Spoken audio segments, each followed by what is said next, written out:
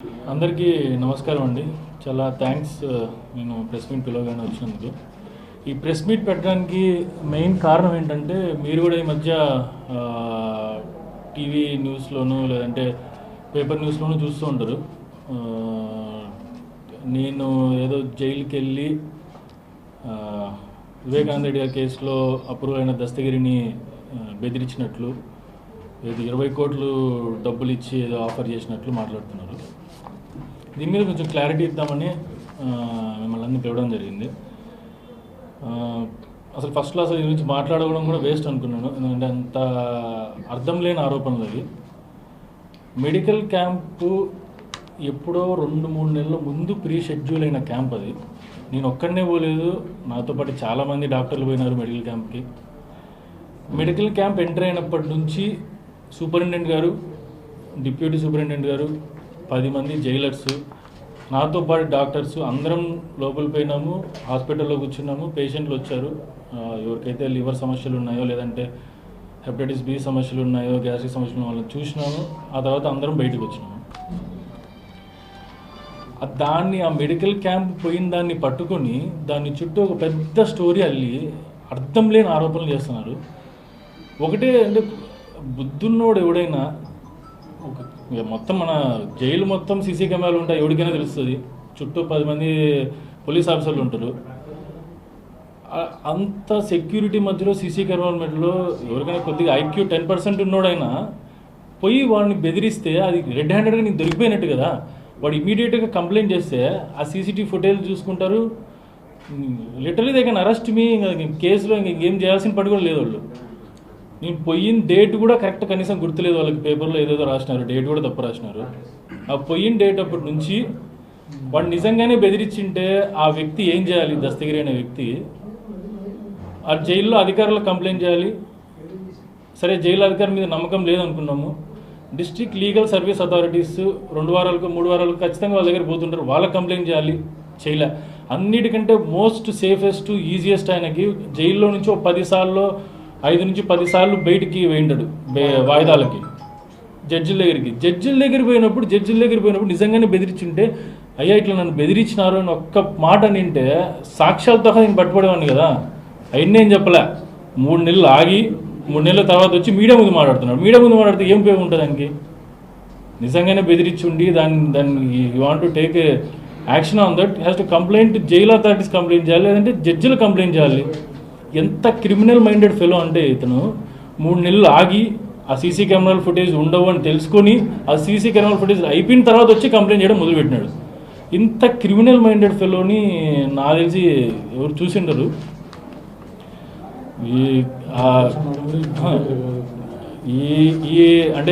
ఈ మొత్తం స్టోరీ వెళ్ళడానికి మెయిన్ రీజన్ ఏంటంటే, మా నాన్నది బెయిల్ అప్లికేషన్ హైకోర్టులో నడుస్తుంది. ఆ బెయిల్ అప్లికేషన్ రిజెక్ట్ చేయాలంటే కారణాలు లేవు, ఒక కొత్త కారణం సృష్టించాలా. ఈ మెడికల్ క్యాంపు పోయిన దాన్ని పట్టుకొని దాని చుట్టూ పెద్ద స్టోరీ అల్లి దాన్ని లింక్ చేస్తా, దానికి ఈయన స్టోరీ అల్లడము, నర్రెడ్డి సునీత దానికి సపోర్టింగ్గా అఫిడవిట్ వేయడము హైకోర్టులో. మళ్ళీ నిన్న ప్రెస్ మీట్లో మళ్ళీ అదే ప్రస్తావన, అప్రూవల్ని బెదిరిస్తున్నారు అని. దీన్ని బట్టి క్లియర్గా అర్థమవుతుంది ఎవరు డైరెక్షన్లో ఎవరు నడుస్తున్నారు, ఇంత క్రిమినల్ మైండెడ్ ఫెలోకి ఎవరు సపోర్ట్ చేస్తున్నారు అనేది. ఈ సిచ్యువేషను, ఈ స్టోరీలు కల్పన అనేది ఇప్పుడు జరిగింది కాదు. కేసు స్టార్ట్ అయినప్పటి నుంచి, ఆయన అప్రూవల్ స్టార్ట్ అయినప్పటి నుంచి ఈ స్టోరీలన్నీ జరుగుతూనే ఉన్నాయి. ఈ నర్రెడ్డి సునీత, ఈ దస్తగిరి ఎంత క్లోజ్ ఫ్రెండ్స్, వాళ్ళకి ఎంత అండర్స్టాండింగ్ ఉందానికి 100 ఎగ్జాంపుల్స్ ఉన్నాయి కేసులో. ఒకటి, దస్తగిరి డైరెక్ట్గా 2021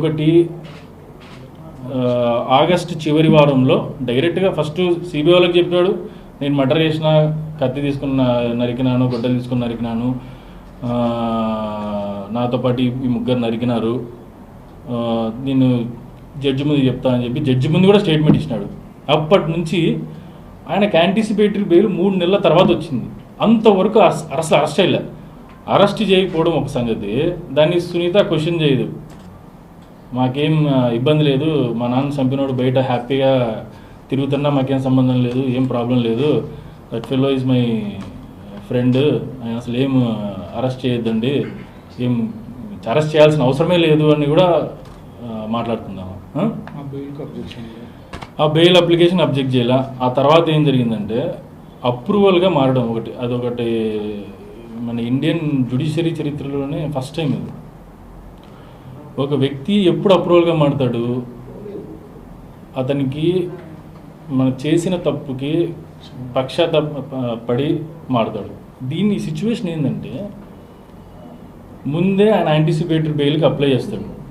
యాంటిసిపేటరీ అప్రూవల్ బెయిల్కి అప్లై చేసిన వెంటనే వీళ్ళు సిబిఐ వాళ్ళు అబ్జెక్షన్ చెప్పరు బెయిల్కి, అలాగే సునీత కూడా అబ్జెక్షన్ చెప్పదు. అబ్జెక్షన్ చెప్పడు, ఆయనకు బెయిల్ వస్తుంది. బెయిల్ వచ్చిన వెంటనే ఆయన అప్రూవల్గా మార్చేస్తాడు. అంటే డైరెక్ట్గా వాళ్ళ ఒప్పందం అనమాట, నిన్ను యాంటిసిపేటరీ బెయిల్ ఇస్తాము, నీకేం కాదు, నువ్వు బయటే ఉంటావు, నువ్వు అప్రూవల్గా మారేసి వీళ్ళందరి మీద చెప్పేసేయని.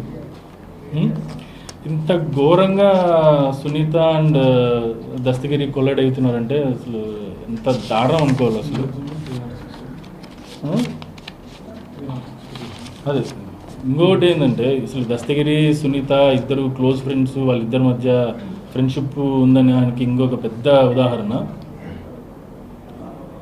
అప్రూవల్గా ఈ సిచ్యువేషన్ ఏదైతే ఉందో ముందు యాంటిసిపేటరీ బెయిల్ అప్లై చేయడము, ఆ తర్వాత అప్రూవల్గా మారుతా అని సిబిఐకి లెటర్ రాయడము, ఆ లెటర్ రాసిన వెంటనే నెక్స్ట్ డేనే మాకు దస్తగిరి అప్రూవల్గా మారడానికి అబ్జెక్షన్ లేదు అని సిబిఐ చెప్పడము.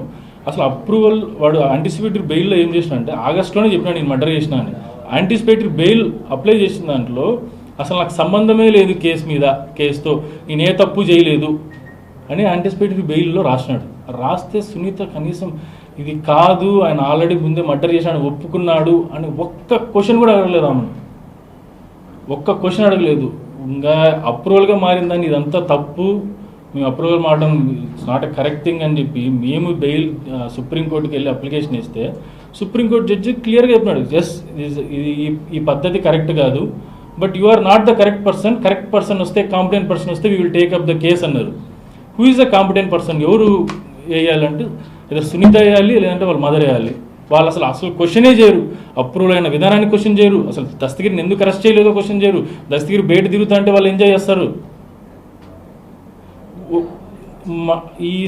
ఈ స్టోరీ డ్రామాలన్నీ ఎప్పుడు మొదలవుతాయంటే జైలు దస్తగిరి వచ్చి మీడియా ముందు స్టోరీలు క్రియేట్ చేయడము, మీడియాలో మాట్లాడడం ఎప్పుడంటే మా నాన్న బెయిల్ అప్లికేషన్ వేసుకున్నా, లేదంటే బాస్కెట్ అంకుల్ బెయిల్ అప్లికేషన్ వేసుకున్నా స్టార్ట్ చేస్తాడు. 3 రోజులు 4 రోజుల ముందు స్టార్ట్ చేస్తాడు.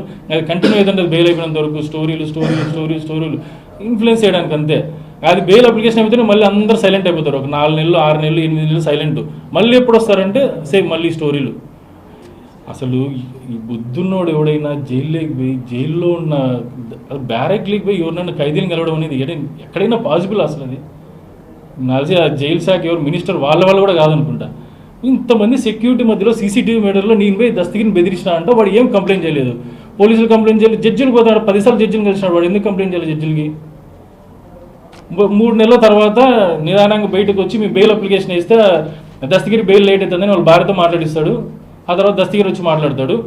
మాట్లాడిన వెంటనే నెక్స్ట్ సుప్రీం హైకోర్టులో ఈమె అఫిడవిట్ వేస్తుంది, ఇట్లా అప్రూవల్ బెదిరిస్తున్నాడు, శంకరెడ్డి కొడుకు బెదిరిస్తున్నాడు.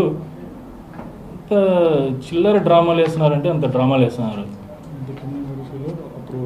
అసలు ఇంత క్రిమినల్లీ మైండెడ్ ఫెలో నా ఒక్క దాంట్లో అంటే నేను షాక్ అయినా, నాతో పాటు వచ్చిన డాక్టర్లు షాక్ అయినారు, జైలు అధికారులు షాక్ అయినారు. అందరు ఏంటి సమయుడు ఇట్లా మాట్లాడుతున్నారని. ఇంత చిన్న విషయంలోనే ఇంత బెలంటంగా వాడు అబద్ధాలు చెప్తాంటే ఇంకా అప్రూవల్ దాంట్లో ఎంత అబద్ధాలు చెప్పినాడో మీ ఊళ్ళకే వదిలేస్తున్నా. వాడికి యాంటిసిపేటరీ బెయిల్ ఇచ్చి లేదన్నా మేము చెప్పిన స్టోరీ ప్రకారం చెప్పండి, వాళ్ళు 4 పేర్లు చెప్పండి, వాళ్ళ పేర్లు చెప్తేనే చాలు, నీకు యాంటిసిపేటరీ బెయిల్ ఇస్తాము, నిన్ను అరెస్ట్ చేయము, నీకు సెక్యూరిటీ ప్రొవైడ్ చేస్తాము, నిన్ను హీరోగా చూస్తాము, నీకు 10 మంది సెక్యూరిటీ ప్రొవైడ్ చేసేట్టు చూస్తాము, నువ్వు యాడిపోయినా మేమే చూసుకుంటాం అన్నీ చెప్పి వాడితో అప్రూవల్గా మారిపించి వాడితో స్టేట్మెంట్లు ఇప్పించి అదే దస్తగిరితో వాడు ఏదో పెద్ద సినిమా హీరో అయినట్టు రోజు మీడియాలో స్టేట్మెంట్లు. ఆయన ఇంకా మీడియా ముందు మాట్లాడేటప్పుడేమో అందరినీ తిడతాడు, చీఫ్ మినిస్టర్ సార్ దగ్గర నుంచి అందరినీ తిడతాడు. సునీత మేడం, రాజశేఖర రెడ్డి సారు వాళ్ళు చాలా మంచులు, చాలా విధేయులు, చాలా గొప్పవాళ్ళు, వాళ్ళు మమ్మల్ని ఏమి అనలేదు, మేము వాళ్ళకి చాలా హెల్ప్ చేస్తూ ఉంటాం. ఈమె కూడా సేమ్ రెసిప్రోకల్ జడ్జ్. అంటే నా కామెంట్స్ కాదు, ఇది just comments made by high court judge. అంటే పేరు చెప్పడం బాగోదు కాబట్టి మేము బెయిల్ అప్లికేషన్ వేసినప్పుడు నాతో పాటు నాన్నతో పాటు A2 A3 కూడా బెయిల్ అప్లికేషన్ వేసినారు. ఇది అందరూ ఖచ్చితంగా అబ్జర్వ్ చేయాల్సింది. మా బెయిల్ అప్లికేషన్లో మాత్రమే ఇంప్లీడ్ అయింది సునీత, నర్రెడ్డి సునీత. బెయిల్ ఇయ్యద్దు అని చెప్పేసి ఒక సీనియర్ అడ్వకేట్ని హైదరాబాద్ నుంచి, ఢిల్లీ నుంచి అడ్వకేట్ తెప్పించి మాట్లాడిస్తారు. అదే A2 A3 బెయిల్ అప్లికేషన్ అంటే నిజంగా మర్డర్ చేసిన వాళ్ళని, వాళ్ళ నాన్నని కొట్టినోడిని, తన్నినోడిని, ఎక్కడంటే అక్కడ తన్నినోడిని బెయిల్ అప్లికేషన్ ఇంప్లీట్ చేయాలి. జడ్జి వాజ్ షాక్డ్, ఏంది మా ఇది, వీళ్ళ అప్లికేషన్ దాంట్లో ఎందుకు ఇంప్లీట్ అవుతున్నావు, వీళ్ళ దాంట్లో ఇంప్లీట్ అంటే నెక్స్ట్ రోజు భయపడి ఇద్దరు A2 A3కి ఇంప్లీట్ అప్లికేషన్ ఇస్తుంది. అప్పటి నుంచి అంతవరకు వాళ్ళకి ఏం అబ్జెక్షన్ లేదు. A1తో సంబంధం లేదు, A2తో సంబంధం లేదు, A3తో సంబంధం లేదు. A4కి అయితే వాళ్ళే యాంటిసిపేటరీ బెయిల్ ఇచ్చి బయట కూర్చోపెడుతుంది. ఇప్పుడు వచ్చి కొత్తగా మళ్ళీ డ్రామాలు. ఇన్వెస్టిగేషన్ ఆఫీసర్ ఈ ఫైనల్ ఛార్జ్ షీట్ వేసి 7 నెలలు అయింది కదా, ఇప్పటి వరకు ఎందుకు మాట్లాడలే, ఇప్పుడు ఎందుకు వచ్చి మాట్లాడుతుంది? 2 కారణాలు. ఒకటి, నాన్న బెయిల్ అప్లికేషన్ వేస్తున్నారు, దాన్ని ఎట్లయినా చెడగొట్టాలి. 2.5 సంవత్సరాల నుంచి చెయ్యని తప్పుకు మేము జైల్లో ఉన్నామండి. ఒక్కసారి కూడా మీడియా ముందుకు వచ్చి మాట్లాడలేము మేము. ఎందుకంటే మాకు ఇప్పటికీ నమ్మకం ఉంది, జ్యుడిషియరీ మీద నమ్మకం ఉంది, సంస్థ మీద నమ్మకం ఉంది. మేము ఎప్పుడైనా బయటపడతాము, మీడియా ట్రయల్ జరుగుతుండగా మాట్లాడితే బాగుండదు, ఎవరు మాట్లాడకూడదు అని నేను కానీ, భాస్కర్ రెడ్డి అంకుల్ కానీ, ఎవరే కానీ మీడియా ముందు మాట్లాడలే, వాళ్ళ ఫ్యామిలీ కూడా ఎవరు మాట్లాడలే. ఇంకా ఇది మాకు ఒక స్టేజ్ దాటిపోయింది, బియాండ్. నా మీద కూడా పర్సనల్ అలిగేషన్స్. ఏదో డాక్టర్ క్యాంపుకి పెట్టి ఎప్పుడో 3 నెలల ముందు ఫిక్స్ అయిన క్యాంపుకి పోతే దాని చుట్టూ స్టోరీ అల్లి నేను పోయి జైల్లో పోయి వాడిని బెదిరించిన అంటే ఇంకా కొట్టినాడు, తన్నాడని రాయాలి దరిద్రులు. ఎంత అన్యాయంగా రాసా. ఇది ఎగ్జాంపుల్ ఎందుకు చెప్తున్నాను అంటే, ఈ ఎగ్జాంపుల్ ఒకటి ఈ చిన్న ఇష్యూలోనే ఇంత పెద్ద స్టోరీ డ్రామా ఆడి దాని గురించి హైకోర్టులో అప్లికేషన్ వేయడము, మీడియా ముందు మాట్లాడడం స్టార్ట్ చేస్తారంటే ఇంకా అప్రూవల్ దాంట్లో ఎంత కుట్రలు కుతంత్రాలు జరిగినాయి అనేది మీకే వదిలేస్తున్నాం.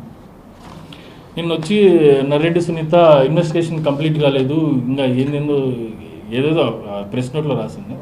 దానికంటే ముందు ఫస్ట్ ఛార్జ్ షీట్లో కొన్ని వాస్తవాలు జరిగినాయి. వాస్తవాలు సిబిఐ మెన్షన్ చేసింది, నేను అది మాత్రం కొంచెం డిస్కస్ చేస్తాను. ఈ statement made by CBI Dastagiri అందరూ ఒప్పుకునేది. ఫస్ట్ రంగన్న అనే వ్యక్తి మోస్ట్ ఇంపార్టెంట్ వ్యక్తి. వాళ్ళ నలుగురిని చూసినాడు, ఎవరైతే మర్డర్ చేసినాడో వాళ్ళని చూసినారు, ఐ విట్నెస్ డైరెక్ట్ చూసినాడు. ఆ నలుగురిని కనుక్కున్నారు, వాళ్ళ మీద ఛార్జ్ షీట్ వేయాలనుకున్నారు, ఛార్జ్ షీట్ వేసినారు. అలాంటి విషయంలో దస్తగిరిని అప్రూవల్గా తీసుకోవాల్సిన అవసరం ఏముంది? ఫస్ట్ థింగ్, సరే తీసుకున్నారు, వాళ్ళకి ఏదో అవసరం.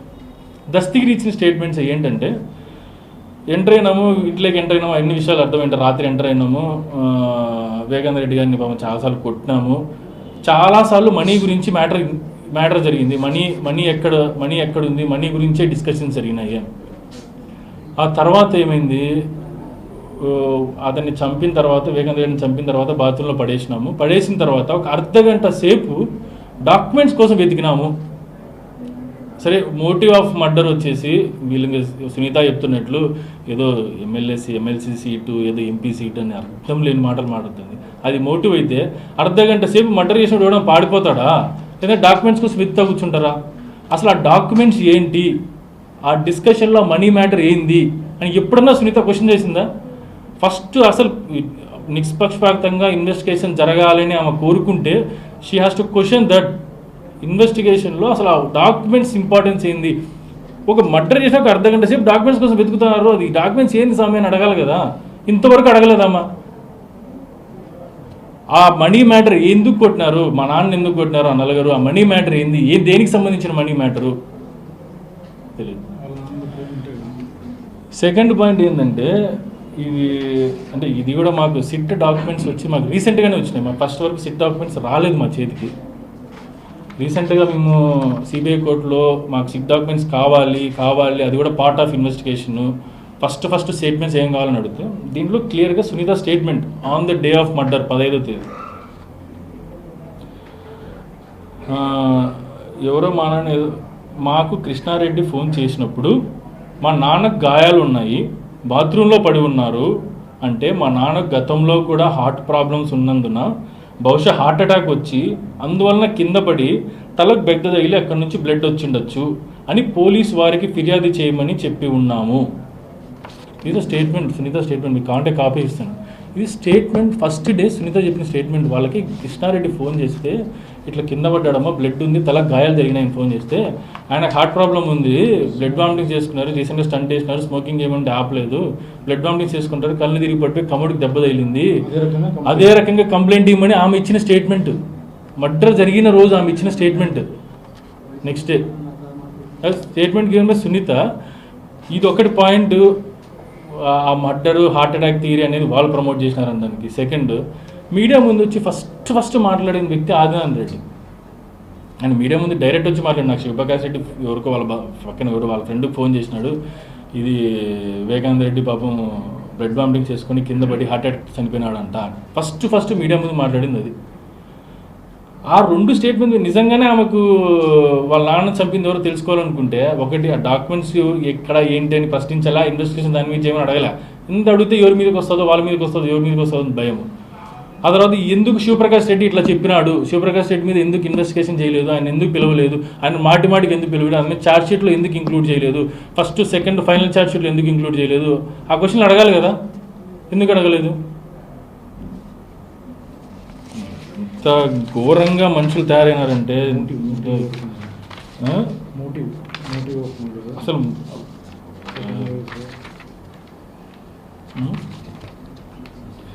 నెక్స్ట్ ఒకటి. ఆ తర్వాత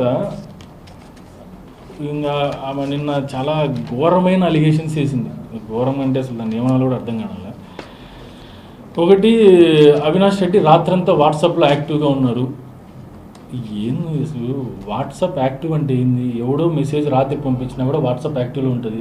is an MP, Kadapa MP అంటే నార్మల్ ఎంపీలా కాదు. ఆయనకి 100 గ్రూపులు ఉంటాయి, 100 మంది ఉంటారు. రాత్రి 11 వరకు మెసేజ్ పంపిస్తుంటారు, 2 వరకు మెసేజ్ పంపిస్తుంటారు, పొద్దున 3 o'clock నుంచి నాకు కూడా మెసేజ్ వస్తుంటాయి, ఈరోజు ఇది అది ఇది అని మెసేజ్ పంపిస్తుంటాయి. 100 గ్రూపుల్లో 100 మెసేజ్ వచ్చిన ప్రతిసారి వాట్సాప్లో యాక్టివ్ ఉన్నాడు. ఆయన మర్డర్ చేసినాడు, రాత్రంతా యాక్టివ్ ఉన్నాడు. ఆ రోజు రాత్రి ఎందుకు చూస్తున్నారు? రాత్రి 10 రోజుల ముందు కంటిన్యూస్గా చూడండి, 10 రోజుల ముందు యాక్టివ్ ఉన్నాడా లేదా, 1 నెల ముందు యాక్టివ్ ఉన్నాడా? ఎలక్షన్ టైంలో మెసేజ్ రాక ఏమొస్తాయి ఆయనకి? దాని నుంచి మెసేజ్లు అంతా వాట్సాప్లో యాక్టివ్గా ఉన్నాడు. సో ఆయన ఆ నైట్ అంతా మేలుకోలేదు, యాక్టివ్గా చూస్తున్నాడు అని చెప్పి ఎంత అర్థం లేని ఆరోపణలు అంటే ఆమె. ఇంకొకటి, వాట్సాప్ కాల్స్ చేసినాడు అర్ధరాత్రి 1 గంటలకని. అది అసలు సిబిఐ వాళ్ళు ఫైనల్ ఛార్జ్ షీట్లో 16.63 పేజ్లో క్లియర్గా మెన్షన్ చేసినారు. ఫస్ట్ టైము ఒక హైకోర్టు బెయిల్ పిటిషన్ వేసినప్పుడు దాని కౌంటర్లో వేసినారు. మధ్యాహ్నం ఆ మిడ్ నైట్ 2:15కు కాల్ చేసినారు, అవినాష్ రెడ్డి గారికి ఫోన్ నుంచి కాల్స్ వచ్చిందని.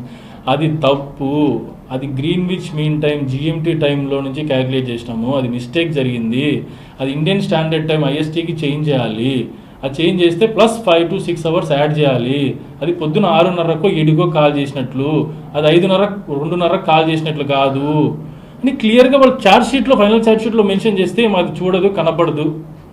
అది ఎప్పుడో అదేదో పెద్ద ప్రూఫ్తో సబ్మిట్ చేసినట్టు ఆ ప్రెస్ నోట్లో ఏదో సంథింగ్ అప్లికేషన్లో ఇది రాసినారు అని చేసినారు. ఎంత ఘోరంగా అబద్ధాలు చెప్తున్నారు, ఎంత ఘోరంగా మనిషి. ఇంకోటి ఏంటంటే, నాన్న అవినాష్ రెడ్డి చాలాసార్లు మాట్లాడుతున్నారు మర్డర్ జరిగిన ముందు రోజు, మర్డర్ జరిగిన తర్వాత రోజు. అంటే 2009లో అవినాష్ గారు రాజకీయాల్లోకి వచ్చినప్పటి నుంచి ఒక్క రోజు కాకుండా ప్రతిరోజు మా నాన్న అవినాష్ రెడ్డి మాట్లాడుకుంటారు. దాంట్లో తప్పేముంది? ఇద్దరు పొలిటికల్ యాక్టివిస్ట్, ఇద్దరు ఒకే పార్టీ కోసం కష్టపడుతున్నారు, ఫోన్లో మాట్లాడుకుంటారు ఏం చేయాలనేది. ఎలక్షన్ టైం కూడా ఇంకెక్కువ సార్లు మాట్లాడుకుంటారు. అదేదో ఇప్పుడు మర్డర్ జరిగిన ఒక రోజు ముందో, ఒక వారం ముందో, నెల రోజు ముందో అబ్నార్మల్గా యాక్టివిటీ పెరిగి అబ్నార్మల్గా మాట్లాడుకుంటున్నారంటే దట్ ఈజ్ ఫాల్స్ న్యూస్. నేను ఒప్పుకుంటా. 10 సంవత్సరాల నుంచి మాట్లాడుకుంటున్నారే, దాంట్లో కొత్త ఉంది, పెద్దాన్ని భూతద్దంలో చూపించడమే. ఇప్పుడు ఎట్లా నేను జైలుకి వెళ్ళి వాళ్ళని బెదిరించినా అని అర్థపర్థం లేని ఆరోపణలు చేసిందో. ఆమె చదువుకున్నామే కదా, డాక్టరే కదా, పోయినప్పుడు అట్లీస్ట్ ఈ షుడ్ ఆస్క్ జైల్ అథారిటీస్ ఇది నిజమా కాదా, వాళ్ళ నుంచి స్టేట్మెంట్ తీసుకుందా లేదు. నాతో పాటు డాక్టర్లు పోయినారు కదా, వాళ్ళని అడిగి స్టేట్మెంట్ తీసుకుందా? సరే నన్ను అంటే అడగలేదు, ఇట్లా జరిగింది మీరంతా కలిసే ఉన్నారా లేదా అని. ఏం లేదు, అఫిడవిట్ వేయడం సుప్రీంకోర్టులో, హైకోర్టులో, బెయిల్ క్యాన్సిల్ అవ్వాలా. 2.5 సంవత్సరాల నుంచి చెయ్యని తప్పుకి ఎవరన్నా మిమ్మల్ని తిరిగితేనే మనం భరించలేము. 2.5 సంవత్సరాల నుంచి జైల్లో ఉన్నాం మేము. మోస్ట్ అఫెక్టెడ్ ఫ్యామిలీ మేము జైల్లో. ఈ కేసులో సంబంధం లేని విషయంలో మమ్మల్ని ఇంక్లూడ్ చేసి జైల్లో పెట్టినారు. ఒక్క ఎవిడెన్స్ లేదు. ఈ దస్తగిరి అప్రూవల్గా వాడి స్టేట్మెంట్ ఇచ్చిన దాన్ని బట్టి దాని నుంచి సరౌండింగ్ నాన్న అవినాష్ రెడ్డి ఫోన్ చేసినాడు, అవినాష్ రెడ్డి నాన్నకు ఫోన్ చేసినాడు, నాన్న ఎర్రగంగిరెడ్డి ఫోన్ చేసినాడు. ఎర్రగంగిరెడ్డి పార్టీ యాక్టివిస్ట్, ఎలక్షన్ల కోసం ఎవరు ఫోన్ చేయరా? ఒకసారి ఫోన్ చేస్తే దాని చుట్టూ స్టోరీ. ఇప్పుడు సేమ్ నేను జైలుకి పోయింది ఎట్లా స్టోరీ చదివినారు, దీని చుట్టూ స్టోరీ. లాస్ట్ టైం హైకోర్టులో మేము బెయిల్ అప్లికేషన్ ఇస్తే సిబిఐ డ్రైవర్ని బెదిరించినాము ఒక ప్లేస్లో, బెదిరించినారని చెప్పేసి అప్లికేషన్ వేస్తారు. ఎందుకంటే అది ఇన్వెస్టిగేషన్ కావడానికి 15 రోజులు 20 రోజులు పడుతుంది. వాళ్ళకి దాంతో సంబంధం లే. జడ్జి గారిని ఇన్ఫ్లుయెన్స్ చేయాలా, మీడియాని ఇన్ఫ్లుయెన్స్ చేయాలా. పోయి సిబిఐ డ్రైవర్ని బాంబులేసి చంపేస్తాము నువ్వు ఇక్కడ నుంచి పోకపోతే అని బెదిరించారంట. అది ఇన్వెస్టిగేషన్ జరిగింది. ఆ సిబిఐ ప్లేస్ ఎక్కడుంది, అది వాడు చెప్పిన ప్లేస్ ప్రకారం పోతే వాళ్ళ వాళ్ళ వాళ్ళ మా అదృష్టం వాళ్ళ దరిద్రం ఏంటంటే దానికి ఆపోజిట్గా ఒక కళ్యాణ మండపం ఉంది, దాంట్లో సీసీటీవీ ఫుటేజ్ ఉంది. లాస్ట్ 20 రోజులు సీసీ ఫుటేజ్ చూస్తే ఎక్కడే కానీ కార్ ఆగినట్టు లేదు. 20 days ఫుటేజ్ మొత్తం చూసినారు. వాడు చెప్పింది 5 రోజులు అండి, 20 రోజులు సీసీ ఫుటేజ్ చూసినాడు, ఎక్కడ కార్ అయింది. దాంతో తెలిసిపోతుంది అబద్ధం అని. ఆ తర్వాత దాని గురించి ఎక్కడ మెన్షన్ ఉండదు, ఏ దాంట్లో మెన్షన్ ఉండదు. సేమ్ ఇదంతే, మనం బెయిల్ అప్లికేషన్ ఇచ్చినామా వీళ్ళకి బెయిల్ రాకూడదు, పొలిటికల్ మోటివ్. బెయిల్ వస్తే ఎక్కడ చంద్రబాబు నాయుడు డ్రామాలన్నీ ఎండింగ్ చెప్పడము, ఆయన దస్తగిరి అని చెప్పడము, వీడు డ్రామాలు ఆడడము, సెన్స్లెస్ అలిగేషన్స్. జైల్లో పోయి ఎవడన్నా బెదిరిస్తాడా వాడిని? బెదిరించాల్సిన అవసరం ఏముంది? కేసు కంప్లీట్ అయిపోయి 6 నెలలు 7 నెలలు అయింది. ఇప్పుడు పోయి దస్తగిరి అని బెదిరి చేయించాలి నేను. ఇంకా ఘోరం ఏంటంటే ఫస్ట్లో నేను మా తమ్ముడు ఇద్దరం పోయినామని చెప్పిందామా మా తల్లి, వాళ్ళ దస్తగిరి వాళ్ళ వైఫ్. ఈయన పోలేదని తెలిసి ఇంకా పోలేదు చెప్తే లిటరల్ దొరికిపోదా అని చెప్పి మళ్ళీ నెక్స్ట్ కవర్ చేసేసరికి నెక్స్ట్ మళ్ళీ స్టేట్మెంట్స్లో సంబంధం లేదు, హైదరాబాద్లో ఉన్నాడు. వాంట్ ప్రూఫ్ కూడా సీసీటీవీ ఫుటేజ్ కూడా ఉండేవాళ్ళు, ఇంట్లో ఉండే ఫుటేజ్ జరిగింది. ఇవన్నీ తెలుస్తా అని చెప్పి మళ్ళీ స్టోరీలు దీని చుట్టూ ఆయన కాదు నా పేరు చెప్పడము. ఇంకోటి ఎమ్మెల్సీకి నాన్న పోటీ చేసేది ఒకటి. అసలు గూగుల్ టేక్అవుట్ అంటే one of the main evidence final ఛార్జ్లో సబ్మిట్ చేసిన గూగుల్ టేక్అవుట్ అనేది పులివెందుల్లో గూగుల్ టేక్అవుట్ అక్యురసీ. మీరు ఎవరైనా పులివెందులు పోయి చెక్ చేయొచ్చు, ఎవరైనా వాళ్ళ గూగుల్ జీమెయిల్ ఓపెన్ చేసి గూగుల్ టేక్అవుట్ వెబ్సైట్ చేయొచ్చు. నువ్వు ఒకరోజు గూగుల్ టేక్అవుట్ డేటా తీసుకో, తర్వాత ఒక 5 రోజుల తర్వాత డేటా తీసుకో, ఒకసారి తీసుకున్న దానికి కిలోమీటర్ వ్యత్యాసం వస్తుంది ఆ టవర్స్ బట్టి. ఇప్పుడు హైదరాబాద్ లాంటి బెంగళూరు లాంటి మెట్రోపాలిటన్ సిటీస్లో అయితే దట్ డిఫరెన్స్ డిక్రీజ్ 300 మీటర్లు 200 మీటర్లు అక్యురసీ చూపిస్తారు. పులివెందుల్లో లిటరల్గా 1 కిలోమీటర్ పైన అక్యురసీ. అలాంటి గూగుల్ టేక్అవుట్ తీసుకొని A2 వచ్చేసి ఇంట్లో ఉన్నాడు, అవినాష్ రెడ్డి భాస్కర్ రెడ్డి సార్ ఇంట్లో ఉన్నాడు, టవర్ లొకేషన్స్, ఆ టవర్ లొకేషన్స్ 1 కిలోమీటర్ రేడియస్ ఉంటే ఎక్కడేం చూపిస్తుంది అది? మా ఇల్లు చూపిస్తుంది 1 కిలోమీటర్ అంటే మోర్ దెన్. వివేకానంద రెడ్డి ఇల్లు భాస్కర్ అంకుల్ ఇల్లే 300 మీటర్ 200 మీటర్లు కూడా ఉండదు. దాన్ని పట్టుకుని అది ఎవిడెన్స్, దాని గురించి మీరు ఇంకా ఎంక్వైరీ చేయలేదు. దాని గురించి అసలు ఆమెకు నిజంగా కోరుకోవాలంటే ఫస్ట్ ఇన్వెస్టిగేషన్ సక్రమంగా జరగాలి. వాళ్ళ నాన్నని చంపిన నిజంగా కావాలంటే ఆ డాక్యుమెంట్స్ ఏంటి, ఫస్ట్ చార్ట్లో మెన్షన్ డాక్యుమెంట్స్ ఏమైంది, ఎందుకు మెన్షన్ చేయలేదు, దాని గురించి ఎందుకు అప్డేట్ చేయలేదు. శివప్రకాష్ రెడ్డి ఫోన్ చేసి ఆయనకు చెప్పినాడు, దాని గురించి ఎందుకు ఎంక్వైరీ చేయలేదు, శివప్రకాష్ రెడ్డిని ఛార్జ్షీట్లో ఎందుకు మెన్షన్ చేయలేదు, ఆ పాయింట్స్ అన్ని ఎందుకు ఛార్జ్షీట్లో మెన్షన్ చేయలేదు నా వాళ్ళు అవి అడగదు. ఫస్ట్ 6 నెలలేమో ఆదినారాయణ రెడ్డి ఆమెకేమో విలను, ఒక 6 నెలల తర్వాతనే ఆదినారాయణ రెడ్డి నాకు చాలా సపోర్ట్ చేసినాడు, చాలా మంచి వ్యక్తి అంటది. ఇంకొక 3 నెలల తర్వాత మళ్ళీ ఏమంటుంది ఎవరికి తెలియదు. అది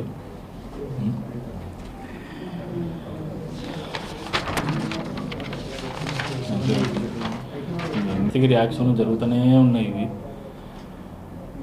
ఇంకా ఏమన్నంటే క్లీనింగ్, హార్ట్ అటాక్ థియరీ అంటారు. Heart attack theory first propose చేసిందే వాళ్ళ ఫ్యామిలీ మెంబర్స్. ఇది ప్రూఫ్తో చెప్తున్నాడు. సునీత స్టేట్మెంటు, శివప్రకాష్ రెడ్డి ఆదినారాయణకి చెప్పడము. ఇది ఇంకా దీనికంటే ఇంకేం ప్రూఫ్ కావాలి? ఇంకేమైనా క్వశ్చన్స్ ఉంటే ఏదైనా చెప్తాడు. వాళ్ళు ఆధారాలు ఉండాలి కదా. అసలు ఎన్నేం చెప్తాడు వాళ్ళు ఫస్ట్ నుంచి చెప్పేది అదే. ఇది ఒక్కటే కాదు, మొత్తం కేసు స్టార్టింగ్ నుంచి ప్రతిదీ అబద్ధమే అని చెప్పేది. కేసు స్టార్టింగ్ నుంచి ప్రతిదీ అబద్ధమే చెప్తున్నాడు, అర్థం లేని ఆరోపణలే చేస్తున్నాడు. అదే కదా మా బాధ. మేము ఇన్ని రోజులు చెప్పలేదు, బయటికి రాలేదు. ఎందుకంటే కనీసం ఫైనల్ ఛార్జ్షీట్లో అన్నా మాకు మెయిల్ దొరుకుతుందేమో, ఫైనల్ ఛార్జ్షీట్ అన్నా అట్లీస్ట్ చేంజ్ అవుతుందేమో అని వెయిట్ చేసినాం. అదే జరగలేదు. సో లీగల్గానే ప్రొసీడ్ అవుతాం, మీడియా ముందు మాట్లాడడం ఎందుకు అనే ఉద్దేశంతో మేము సైలెంట్గా ఉంటాం. బట్ ఇది క్రాస్ బియాండ్ దట్. అంటే పర్సనల్గా నా మీద అలిగేషన్స్ కూడా చేస్తున్నారు.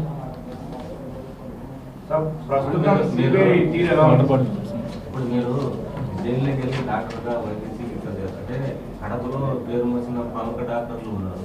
మీరు లాస్ట్ ఇయర్ ఇక్కడ స్టార్ట్ 2 years అయింది చేశారు. అంటే అక్కడికి వెళ్ళడానికి ఏం నిబంధనలు ఎట్లా ఉన్నాయి? నిబంధనలు ఏం లేదండి. అంటే మీరు అప్లికేషన్ పెట్టుకుంటారా? ఎవరు అప్లికేషన్ పెట్టుకోరు. అక్కడ డాక్టర్లు ఫోన్ చేసినారు, డాక్టర్ మీరు వస్తారా అంటే నేను వస్తానని వెళ్ళాను అంతే. మనం అప్లికేషన్ పెట్టుకోవాల్సిన అవసరం ఏముంది? ఎవరైనా మెడికల్ క్యాంప్కి నేనే వస్తా అని చెప్పరు కదా, వాళ్ళు పిలుస్తారు. ఒకటి మెయిన్ రీజన్ మెడికల్ క్యాంప్ పిలవడానికంటే అక్కడ లోకల్ డాక్టరు చాలామందికి పేషెంట్స్ ఇన్సైడ్ జైలార్ లివర్ ప్రాబ్లమ్స్తో ఉన్నోళ్ళు, హెపటైటిస్ బీతో ఉన్నోళ్ళు ఏమంటే గ్యాస్ట్రాంటాలజిస్ట్ కావాలి, పల్మనాలజిస్ట్ కావాలి, కార్డియాలజిస్ట్ కావాలని వాళ్ళని పిలిచారు.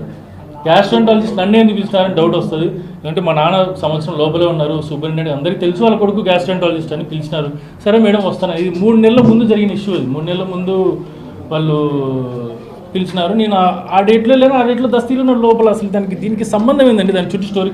బట్ నిజంగానే దట్ ఫెలో నేను బెదిరించింటే జైలు అధికారులను పక్కన పెట్టండి, కోర్టుకి 10 సార్లు పోయినాడు. కోర్టులో ఒక్క జడ్జి కన్నా చెప్పలేదు కదా. చెప్పింటే ఇంకా లిటరల్గా మేమే దొరికిపోవాలం కదా. ఇంకా వాళ్ళకి ఇంకా దెల్ బి వెరీ హ్యాపీ.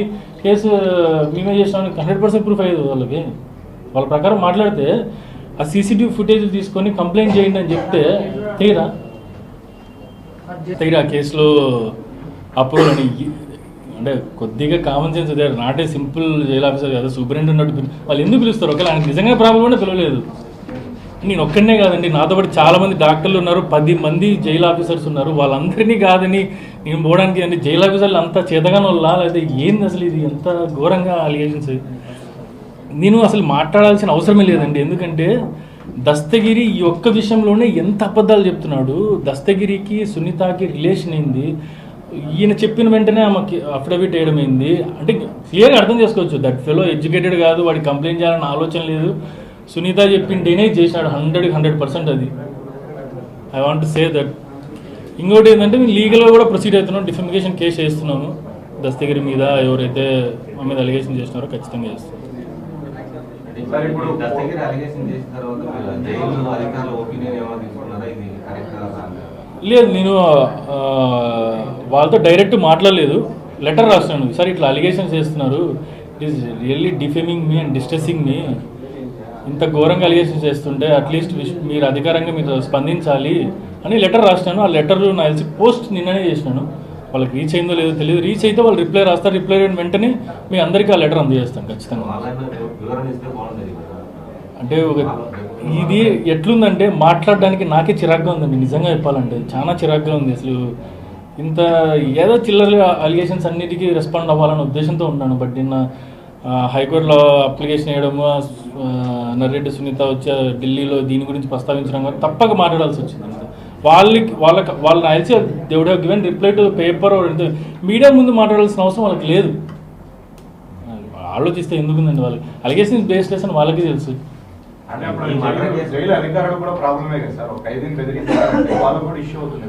వాళ్ళు ఖచ్చితంగా యాక్షన్ తీసుకుంటారు, వాళ్ళు ఇంటర్నల్గా వాళ్ళు యాక్షన్ తీసుకుంటారు. అది మీరు ఒకసారి అడిగితే వాళ్ళకి క్లియర్ అవుతుంది. నేను ఎందుకు ఇప్పుడు మాట్లాడలేదు, నేను క్లియర్గా నా పాయింట్స్ చేస్తాను. ఇట్లా మాట్లాడాలి సార్, మీరు కూడా మాట్లాడాల్సి వస్తుంది, అంటే పబ్లిక్ స్టేట్మెంట్ ఇవ్వాలి అని.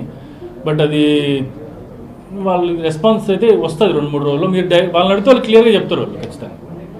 ఈ పర్టికులర్ కేసు పక్కన పెడితే ఈ ఇష్యూ పైన లోపల 20 కోట్లు బెదిరించిన దానిపైన సునీత సిబిఐకి లేఖ రాస్తుంది. ఈ మీద సమగ్రంగా ఈ విచారణ చేయమని నేనే లెటర్ రాసిన. ఆమె రాయడం ఏంది, నేనే లెటర్ రాసిన వాళ్ళకి. అసలు ఏంది సార్ ఇది, ఇంత అలిగేషన్ చేస్తున్నారు. అసలు లేఖ రావడానికి ముందు ఆమె ఏమన్నా జైలు అధికారులని సంప్రదించిందా, నిజంగానే జరిగిందా లేదా అని ఒక అప్రూవల్ నమ్ముతారా, లేదంటే జైలు అధికారులను నమ్ముతారా, లేదంటే ఒక డాక్టర్లు నమ్ముతారా? నాతో పాటు వచ్చిన డాక్టర్లకు అడగాల, ఎవరిని అడగకుండా దస్తగిరి ఏం చెప్తే దాని మీద సిబిఐకి లెటర్ రాయడము, ఏం రాయడము. ఆయన బెయిన్లో తిరుగుతానే వాళ్ళ నాన్న నరికినాను, చంపినాను, తన్నాను అన్నా కూడా ఆమెకి ఏం ఇబ్బంది లేదు. ఆమె బెయిల్ తిరుగుతుంటే ఆమె బెయిల్ క్యాన్సిలేషన్కి లేదు, క్యాన్సిలేషన్కి అప్రూవల్ క్యాన్సిలేషన్ మేము వేస్తే మా మీదే రివర్స్ కౌంటర్లు వేస్తుంది. దీన్ని బట్టి అర్థమవుతుంది అంటే కేసుకి ఎంత 1-sidedగా. దస్తగిరిని అరెస్ట్ చేయనప్పుడు షీ వోంట్ టాక్, ఏం మాట్లాడదు. దస్తగిరి అప్రూవల్గా మాట్లాడినప్పుడు కేసు తప్పుదావ పడుతుంది, ఇట్లా చేయడం అప్రూవల్ పద్ధతి తప్పు అనేది మాట్లాడదు.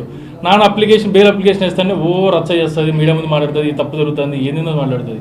కానీ నిన్న ఒకటి చాలా ఘోరంగా మాట్లాడిన విషయం ఏంటంటే, నిన్న మీడియా ముందు ఇన్వెస్టిగేషన్ అయిపోయి 7-8 నెలలు అయింది. ఇప్పుడు వచ్చి ఇన్వెస్టిగేషన్ ఇంకా కంటిన్యూ చేయాలంటే అది ఇన్వెస్టిగేషన్ కంటిన్యూ చేయాలా లేదా అని డిసైడ్ అవ్వాల్సింది సిబిఐ వాళ్ళు కదా. ఈమె కూడా is one of the suspect. ఆమె వచ్చి ప్రతిసారి సిబిఐ వాళ్ళని కలిసడము, ప్రతిసారి సిబిఐలు ఇన్ఫ్లుయెన్స్ చేయడం. ఒక డైరెక్షన్లో పోతుంటే ఏమందు, ఆ డైరెక్షన్ చేంజ్ అయ్యి వేరే వాళ్ళ దగ్గర పోతుంటే she will go influence, media ద్వారా ఇన్ఫ్లుయెన్స్, పర్సనల్గా పోయి ఇన్ఫ్లుయెన్స్. ఈ కేసు ఇట్లా కాదు, ఇట్లా అని ఫస్ట్ నుంచి కేసు తప్పుదావ పట్టించడం తప్ప వేరే ఆలోచన లేదండి ఆమెకు. సార్, ఛార్జ్ షీట్లు చేసినప్పుడు కానీ, బెయిల్ పిటిషన్లు వాదనకు వచ్చినప్పుడు కానీ సిబిఐ తీరు ఎలా ఉంది ప్రస్తుతం? సిబిఐ ఇన్వెస్టిగేషన్ అయిపోయిందండి. CBI investigation complete 7 months back. ఇన్వెస్టిగేషన్లో దే హావ్ కంక్లూడెడ్. అసలు ఏమి ఫైనల్ ఛార్జ్ షీట్ కలిసి అందరూ చూసింటారు. ఇప్పుడు కొత్తగా ఈమె వచ్చి మీడియా ముందు మాట్లాడి ఇన్వెస్టిగేషన్ కన్యూ చేయాల్సింది దీని మీద. డాక్యుమెంట్స్ ఎందుకు సబ్మిట్ చేయలేదు, డాక్యుమెంట్స్ ఏం డాక్యుమెంట్స్ తీసుకున్నారు దాని మీద ఇన్వెస్టిగేషన్ చేయమని అడగదు. రాజశేఖర రెడ్డి నరెడ్డి శివప్రకాష్ రెడ్డి ఎందుకు ఫోన్ చేసినాడు దాని మీద అడగదు. దస్తగిరిని ఎందుకు లోపల పెట్టలేదు దాని మీద అడగదు. మన అప్రూవల్ తీసుకోవడం ఎంత ఘోరం దాని మీద అడగదు. దస్తగిరి స్టేట్మెంట్ ఇచ్చినాక 4 నెలల వరకు ఎందుకు అరెస్ట్ చేయిందో అది అడగదు. ఎంత వాళ్ళ నాన్న మీద నిజంగానే ప్రేమ ఉంటే 2 సంవత్సరాలుగా ఆయనని పక్కన పెట్టి ఫోన్ మాట్లాడరు. ఆయన చనిపోవడానికి 2 సంవత్సరాల ముందు వరకు ఆయనకు రూపాయి చిల్లిగా డబ్బులు లేకుండా జీతాలు కూడా వాళ్ళ ఫ్యామిలీ అక్కడి నుంచి పే చేయడము, ఆయన చిన్న చిన్న డబ్బుల కోసం కూడా అప్పులు చేసిన పరిస్థితి ఉందండి పులిందల్లో. ఎవరికైనా తెలుసు. సార్ మీరు పదే డాక్యుమెంట్స్ గురించి ప్రస్తావిస్తారు. ఆ రోజు అంతసేపు ఉండి ఎందుకు ఎతకాల్సి వచ్చింది? అవును, కేసును పక్కదారి పట్టించే ప్లాన్ లో భాగంగానే ఏవైనా డాక్యుమెంట్లు మిస్ చేస్తే ఆ యాంగిల్ లో ఇన్వెస్టిగేషన్ వెళ్తుంది కాబట్టి వాళ్ళు కావాలనే డాక్యుమెంట్స్ ఏవైనా అక్కడి నుంచి తొలగించడానికి ట్రై చేసుకోవచ్చు. అది చెప్పింది ఎవరు? చెప్పింది దస్తగిరి కదా. దస్తగిరి దాంతోపాటు ఈ నలుగురు మీద ఎందుకు చెప్పినాడు అంటే లాజిక్ నీ ప్రకారం ఆలోచిస్తే అదొక్కటి చెప్పేసి వదిలేయాలి కదా. దస్తగిరి నేను ప్లాన్ లో పార్టిసిపేట్ అవ్వట్లేదని ఎక్కడ చెప్పట్లేదు కదా. ఆయన ద్వారానే ఈ ప్లాన్ ఎగ్జిక్యూట్ చేయడానికి పంపించారు నా ద్వారానే. ఆయన ద్వారా కాదు, A1 ద్వారా A1 వీళ్ళని ఇంక్లూడ్ చేశాడు. దస్తగిరితో కానీ మిగిలిన ఇద్దరితో కానీ నాన్న కానీ భాస్కర్ రెడ్డి అంకుల్ కానీ ఎవరైనా మాట్లాడినట్టు ఎక్కడా లేదు. త్రూ A1 చెప్పాడు వీళ్ళు ఇన్వాల్వ్ అయినాడని. మీరు ఎప్పుడు ఎవరు వాళ్ళతో మాట్లాడలే. ప్లాన్ ఎగ్జిక్యూషన్ అంత పెద్ద మాటలు మాట్లాడద్దండి. అసలు ఏం మాట్లాడలే. ఆయన చెప్పింటేనే ఆయన ఎక్స్క్యూట్ చేసినామని దస్తగిరి చెప్పాడు. ఎప్పుడు మా పేర్లు డైరెక్ట్గా మేము మాట్లాడినామనేది ఎప్పుడు చెప్పలే. అది అసలు జరగలేదు ఎప్పుడు. అది టోటల్ మీ మిస్అండర్స్టూడ్ చేస్తున్నారు. బిహైండ్ మర్డర్ ఇఫ్ వాళ్ళు చెప్పినట్టు ఎంపీ ఎలక్షన్లో లేదంటే ఎప్పుడో 2017లో జరిగిన ఎమ్మెల్సీ ఎలక్షన్లో అయితే ఆయన చంపి బయటికి వస్తారు కానీ చంపిన తర్వాత డాక్యుమెంట్స్ కోసం వెతకడము అంటే సరే ఒకటి చిన్నది క్లీనింగ్ గురించి అసలు మోస్ట్ ఇల్లాజికల్ థింగ్ ఏంటంటే 2:30కి పోస్ట్ మార్టం రిపోర్ట్ ప్రకారం 2:15 లోపు మర్డర్ అంటే చనిపోయినాడు వేగన్ రెడ్డి గారు. 2:15 నుంచి పొద్దున 6:30 వరకు మర్డర్ వీలే చేసింటే అంటే అప్పుడు క్లీన్ చేసుకోలేరా లేదంటే ఏంది అది కూడా వదిలేసేయండి. రాత్రి ఏదో భయపడిపోయినారు అనుకున్న వాళ్ళు చేసిన వాళ్ళు. ఆ ఛార్జ్ షీట్లో మీరు క్లియర్గా అబ్జర్వ్ చేస్తే 6:25కి అవినాష్ రెడ్డి కానీ నాన్న కానీ పోయినారు. 7:10కి A1 అంటే ఎర్రగంగి రెడ్డి వచ్చినాడు. క్లీనింగ్ ప్రాసెస్ స్టార్ట్ అయింది 7:15కో 7:20కో. నేను ఏదో కల్పించి రాయడం కాదు. ఛార్జ్ షీట్లో 161, 164 స్టేట్మెంట్స్లో వీళ్ళు 6:15కి 6:20కి పోతే వీళ్ళు 3-4 ఉన్నారని అంటున్నారు. అప్పటికే 10 మంది ఉన్నారు. వీళ్ళు నిజంగానే క్లీన్ చేయాలనుకుంటే 6:15 నుంచి 7:10లో 10 సార్లు క్లీన్ చేసుకుని ఉండొచ్చు. అందరిని పిలిచి పోలీస్ ఆఫీసర్ని పిలిచి అందరిని పిలిచి క్లీన్ చేయాల్సిన అవసరం ఏముంది? That is done by Erragangi Reddy. 7:15కి వచ్చిన తర్వాత వాళ్ళు క్లీన్ చేసుకున్నారు. నాన్న అవినాష్ రెడ్డి ఇమీడియట్లీ వాళ్ళు బయటకు వచ్చి లాన్లో కూర్చొని వాళ్ళ రాజకీయాల గురించి మాట్లాడుతున్నారు తప్ప అసలు అంటే 161 స్టేట్మెంట్స్ మీరు క్లియర్గా పరిశీలిస్తే 1-2 స్టేట్మెంట్స్ మాత్రమే తీసుకొని కేసు ఆధారపడుతుంది. 260 మంది సాక్షులు స్టేట్మెంట్స్ విచారిస్తే చాలా మంది చెప్పిన పేర్లు ఏంటంటే cleaning process was done by Erragangi Reddy, వీళ్ళకి ఎవరికి సంబంధం లేదు అందరూ. ఇప్పుడు అందులో 1-2 వీళ్ళకి కావాల్సిన వాళ్ళ స్టేట్మెంట్స్ పట్టుకొని దాని నుంచే దాన్ని ఎక్స్ట్రాపోలేట్ చేసుకొని అన్నీ చేసుకుంటున్నారు తప్ప